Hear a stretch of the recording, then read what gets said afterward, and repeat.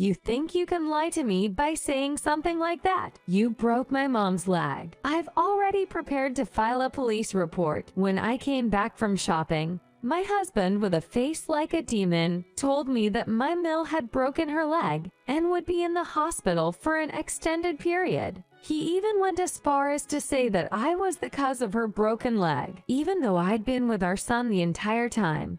He said he couldn't trust the words of our elementary school-aged son and refused to believe it. When I denied being responsible for my mill's broken leg, my husband became physically abusive. Just then, a visitor appeared. It was the police, and the one who got arrested by the police was not me, but my husband. My name is Michelle, 33 years old. I live with my husband, Jack, who's 4 years older than me, and our third-grade son, Tim. I work as a caregiver, and my husband is a white-collar worker. We met each other through mutual friends. Those friends, concerned about my workaholic lifestyle, thought it'd be good for me and introduced me to my husband. Jack is kind and understanding, but sometimes shows his strong-willed side, which made me trust the introduction from my friends. We got married a year after we met. Soon after, I got pregnant with Tim,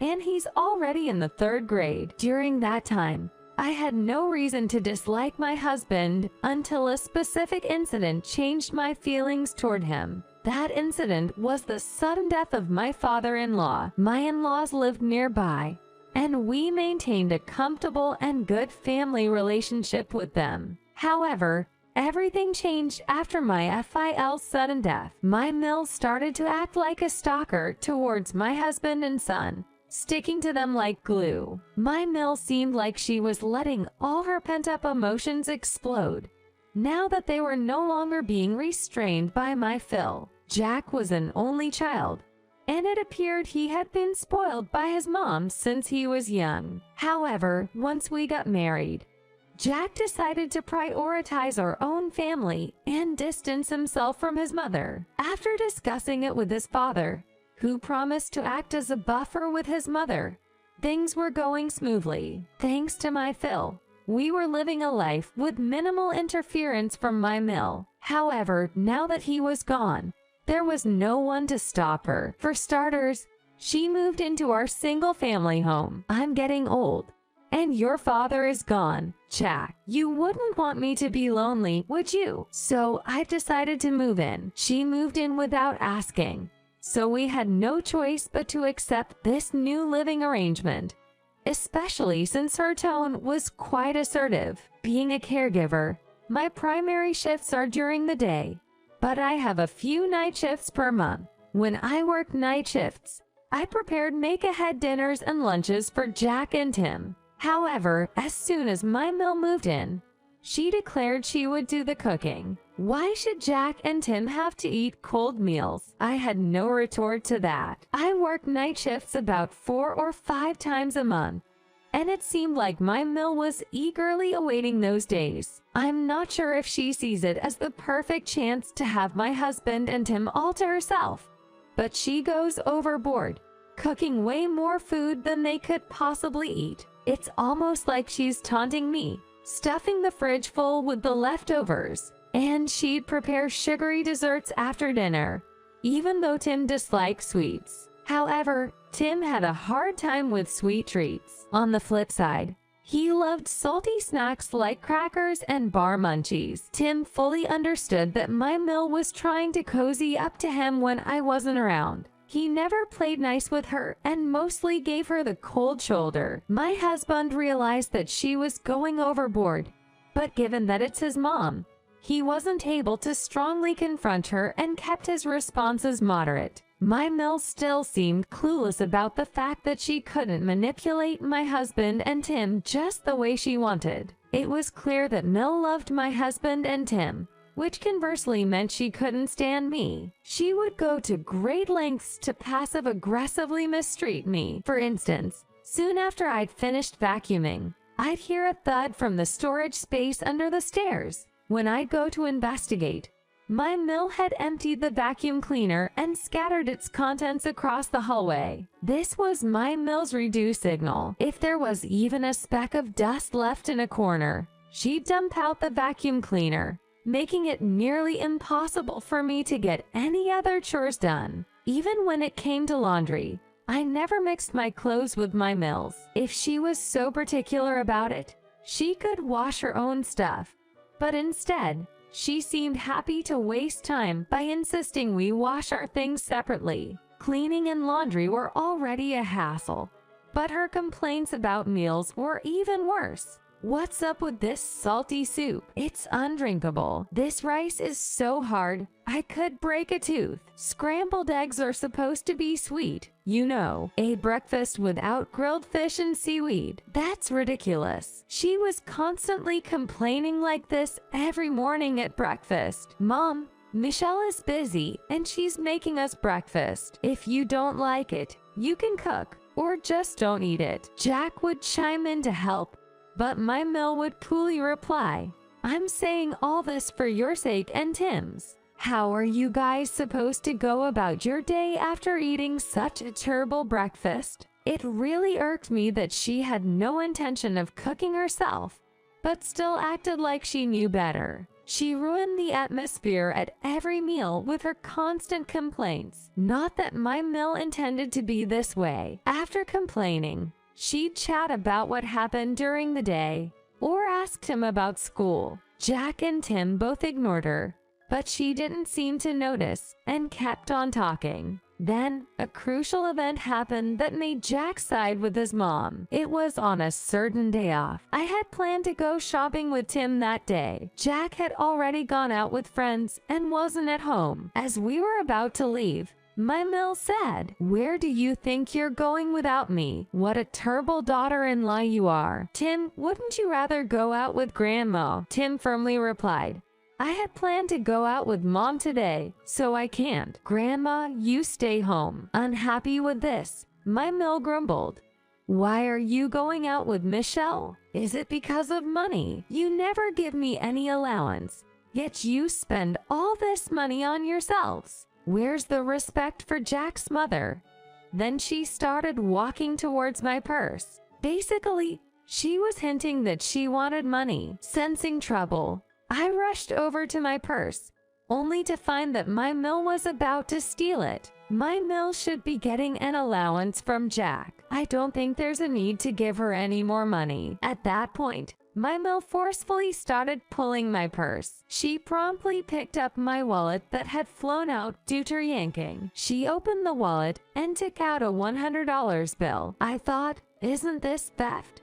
But apparently, theft within a household doesn't hold up legally. My mill said, "You should have just handed it over quietly in the first place," and stormed out of the house clutching the $100 bill. Well, I could see she's probably going to blow it quickly, so I let it go. I tried to be as cheerful as possible with Tim. "Sorry, Tim. Let's shake it off and head out, shall we?" Tim and I had a good time at a shopping mall not far from here. I bought Tim some new shoes and clothes, since he's been growing lately. When I obliged Tim's request to wear his new shoes immediately, he was so pleased that he started skipping. After that, he kindly tagged along for a bit of my shopping, and we had lunch at a ramen place per Tim's choice. "Aren't you going for the kids' meal? I'm a grown-up now. I want something rich and heavy." I did feel a twinge of sadness realizing that his taste is maturing, whether he's just growing up or has the palate of an old man. I was actually hoping to eat something fancy like an omelet or a burger, so I was a bit disappointed. While I was pondering this, my phone rang. It was a call from my husband, which made me think it was urgent. "Michelle, where are you with Tim? Come home now." I was taken aback by his uncharacteristically angry voice. "What's gotten into you?" I asked, which seemed to infuriate him even more. "Do you even realize what you've done?" Thinking it would be best to go home quickly, I told Tim, "Let's head back a little early." And we made our way home. When we got home, My husband stood there looking serious, as if something major had happened. I told Tim to go to his room, and after confirming he'd gone, my husband immediately said, "Where have you been? How could you go out with Tim after breaking my mom's leg?" What?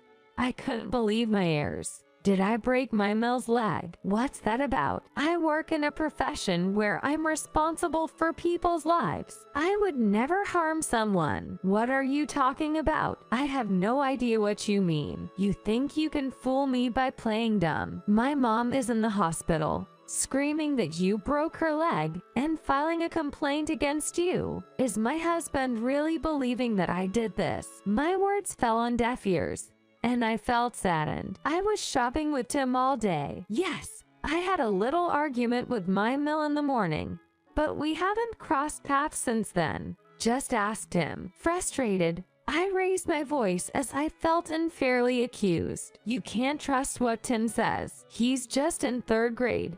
How would he know what's going on? Just give him some pocket change and let him hang out in the arcade. You can make up all kinds of stories. My husband, Jack, seemed to distrust not only me but also his own son. The fracture and what my Mill said seemed to be the only things driving him. Regardless, I didn't do it. I haven't spent the day with my Mill, and I find her less credible than she thinks I am. My statement angered Jack so much that he threw a punch at my face. Tim, who had been peeking through a slightly open door, started to approach me. Feeling the situation was dangerous, I screamed without thinking, "Tim, go back to your room." I said it to ensure that my enraged husband wouldn't harm Tim. Suddenly, the doorbell rang. I didn't know who it was, but maybe they could help. Standing near the front door, I opened it. To my surprise, it was the police. My Mill had made a scene at the hospital and filed a police report against me, even though Jack tried to stop her. The police had come to update the family. What happened here? I heard loud noises and shouting, said the police officer, noticing my bloody nose. Jack seemed to regain some composure with the arrival of the police, but was clearly still panicked. "Did you hit this woman?"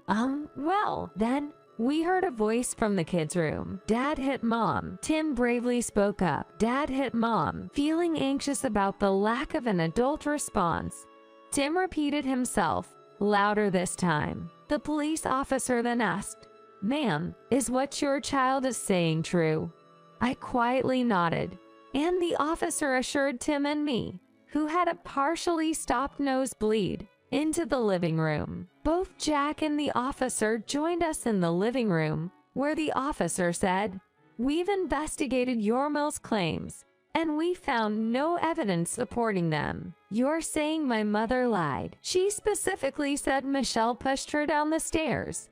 Jack retorted, agitated. The officer continued, "We had security footage of the staircase where your mother supposedly got injured. She actually fell on her own." The video began to play, and Jack's complexion changed rapidly. Incredibly, the footage showed my Mill jumping down the stairs herself. Furthermore, the officer added, "Before jumping, your mother looked around cautiously. Is she hiding something? My own mother lying to me." Considering all this, we will now arrest you, Jack, for assaulting Michelle. We will continue this discussion at the station. Is that all right, Michelle? I was still shocked by Jack's actions, but couldn't let him go. "Please, take him away." With a dejected look, Jack was escorted to the police station. A bit later, Tim and I reluctantly went to the hospital where my Mill was staying.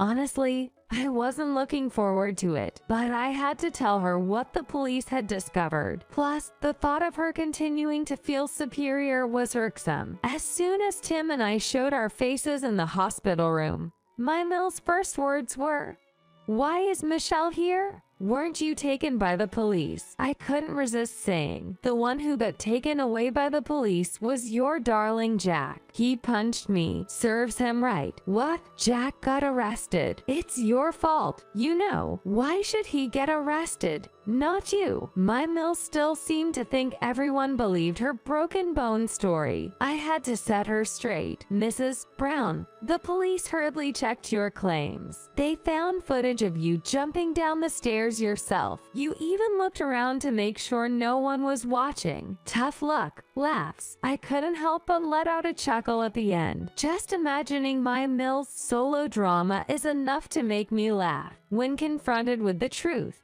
instead of blowing up, my mill actually said, "Yay, that's right. I fell all by myself. I thought if I could blame it on Michelle, then both Jack and Tim would side with me. Jack's worthless for going to the police. He should have just believed me."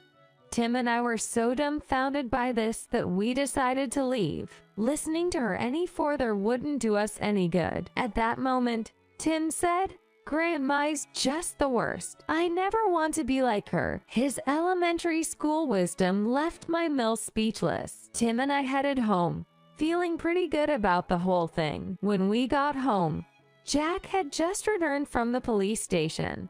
I told my husband, who had come home with a stern warning this time, what I had decided for myself regarding this situation. "Please divorce me." Yes, I had decided to divorce my husband over this. He only believes his mom and not me or even his biological son, Tim. On top of that, he hit me. I don't think it's possible to continue our marriage and family life. I made that decision because the situation wasn't having a good impact on Tim either.